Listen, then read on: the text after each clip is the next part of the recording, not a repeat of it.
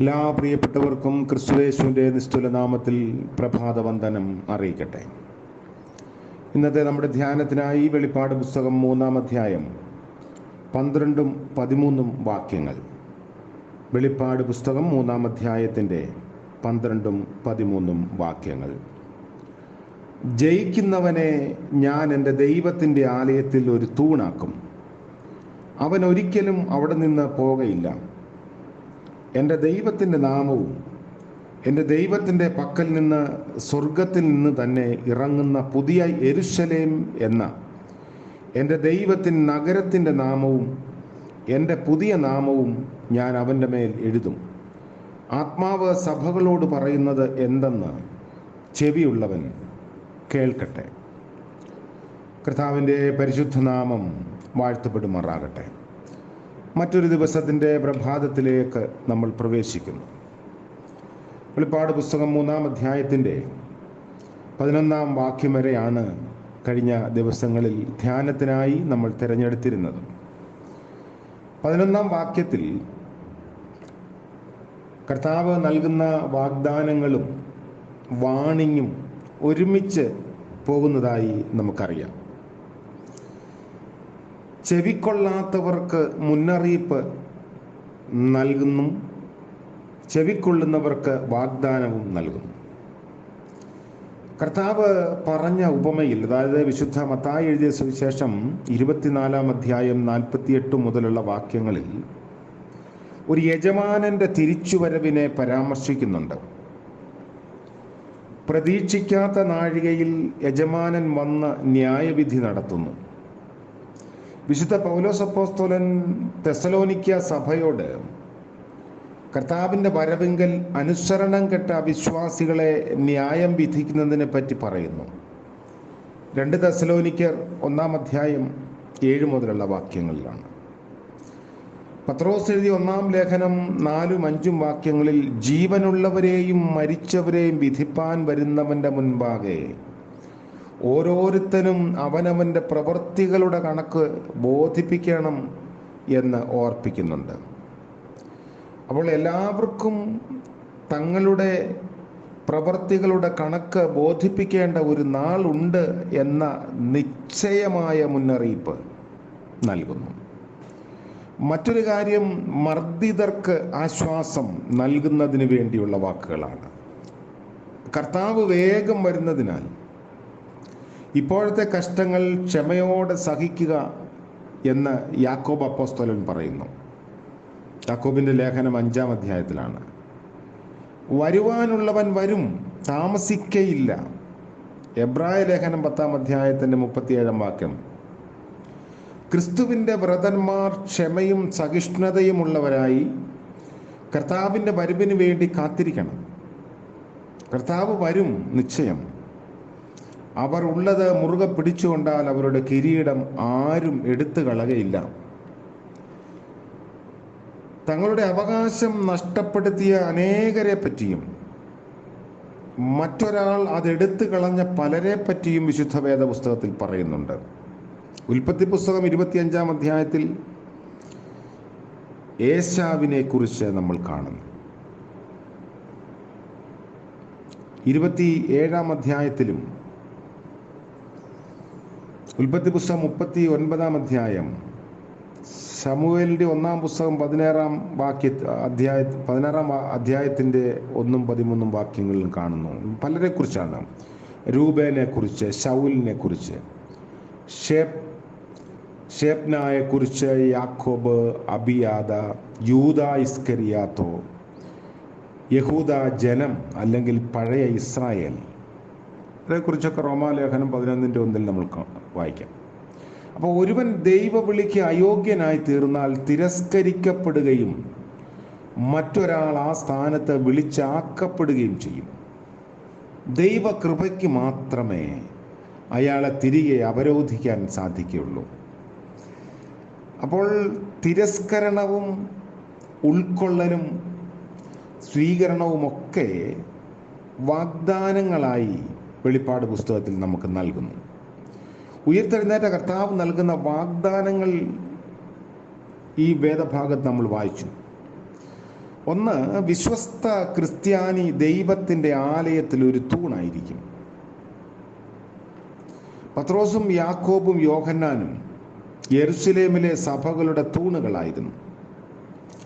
യഹൂദ റബികളുടെ ഒരു ചൊല്ല് ഇങ്ങനെയുണ്ട്: അബ്രഹാം ലോകത്തിൻ്റെ തൂണായിരുന്നു എന്നുള്ളത്. വിശ്വസ്ത സാക്ഷികൾ തൂണുകളായി ക്രിസ്തുവിൻ്റെ സഭയിൽ പണിത് ചേർക്കപ്പെടുന്നു.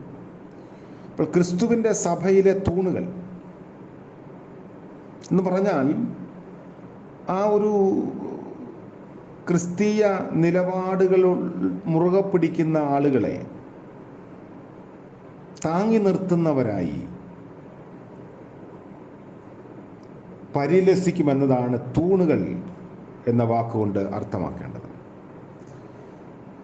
വിശ്വസ്ത ക്രിസ്ത്യാനി ഇനി പുറത്ത് പോകേണ്ടി വരുന്നില്ല. ഇത് സുരക്ഷിതത്വത്തിൻ്റെ വാഗ്ദാനമാണ്. നിരന്തരമായി ഭൂകമ്പം ബാധിച്ച് ഫിലദൽഫിയയിൽ നഗരവാസികൾ കൂടെ ഭൂകമ്പങ്ങൾ ഭയന്ന് പുറത്ത് പോകുന്ന പതിവുണ്ടായിരുന്നു. വളരെ അരക്ഷിത ബോധം അവിടെ നിലനിന്നിരുന്നു. ക്രിസ്തുവിശ്വാസികൾ ആത്മീകമായി സുരക്ഷിതർ ആകുന്നു എന്നതാണ് നൽകുന്ന വാഗ്ദാനം.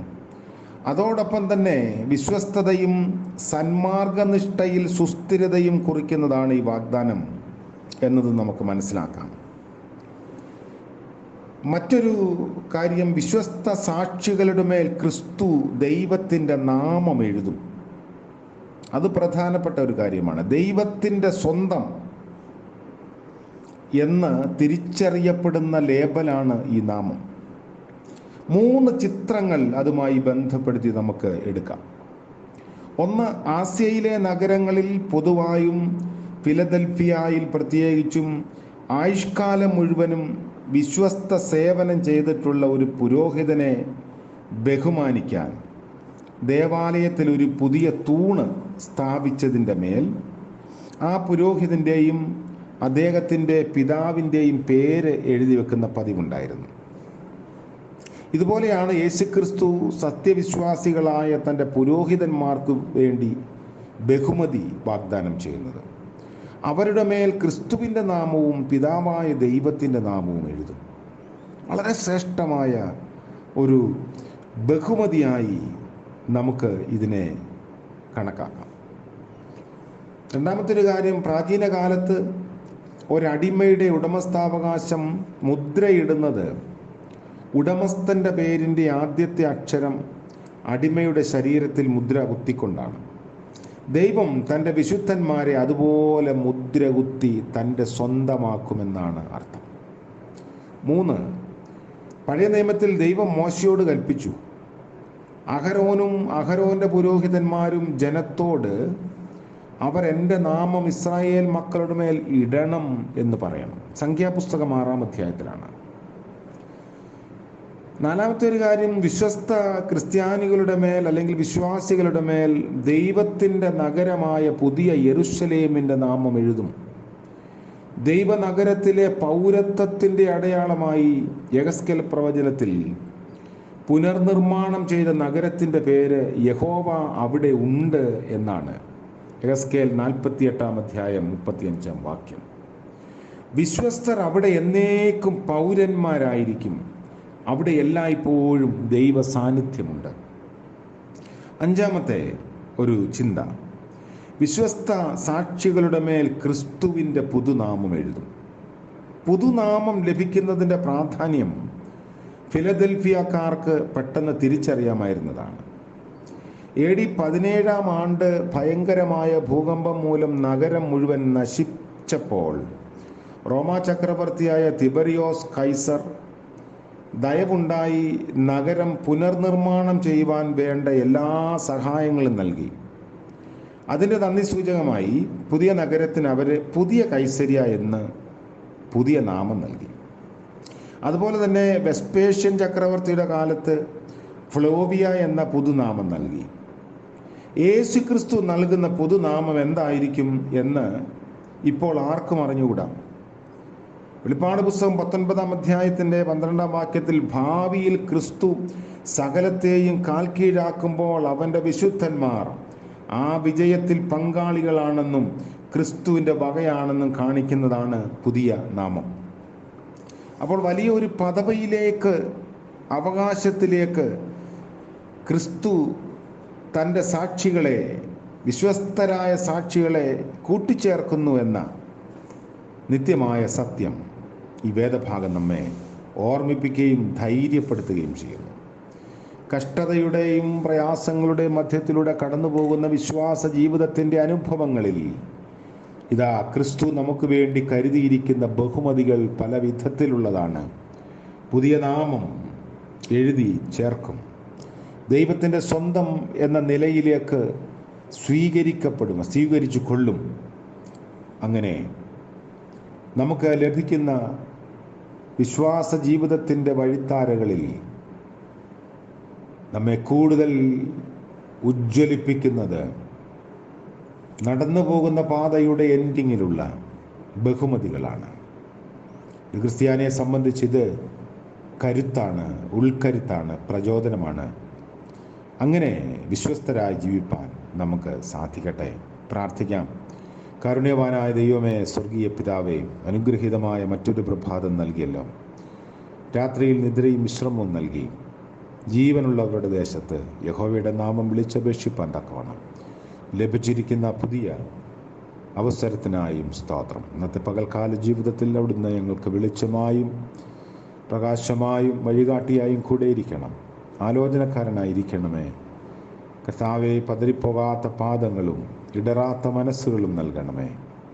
ഇന്നത്തെ ആവശ്യങ്ങളിൽ ഞങ്ങളോട് കൂടെ ഇരിക്കണം. യാത്ര ചെയ്യുന്നവർക്ക് കർത്താവിൻ്റെ സാന്നിധ്യം പകരണം. ജന്മദിനം ആഘോഷിക്കുകയും വിവാഹ വാർഷികം ആഘോഷിക്കുകയും ചെയ്യുന്ന പ്രിയപ്പെട്ടവർക്ക് അനുഗ്രഹത്തിൻ്റെ, നന്മയുടെ പുതുവർഷം നൽകണമേ. യേശു മശിഹ മൂലം പ്രാർത്ഥിക്കുന്നു. കൃപയോടെ കേൾക്കുമാറാകണമേ. ആമേൻ. സകല ബുദ്ധിയെയും കവിയുന്ന ദൈവിക കൃപകളും അനുഗ്രഹങ്ങളും നാം എല്ലാവരോടും കൂടെ എപ്പോഴും ഉണ്ടായിരിക്കുമാറാകട്ടെ. ആമേൻ.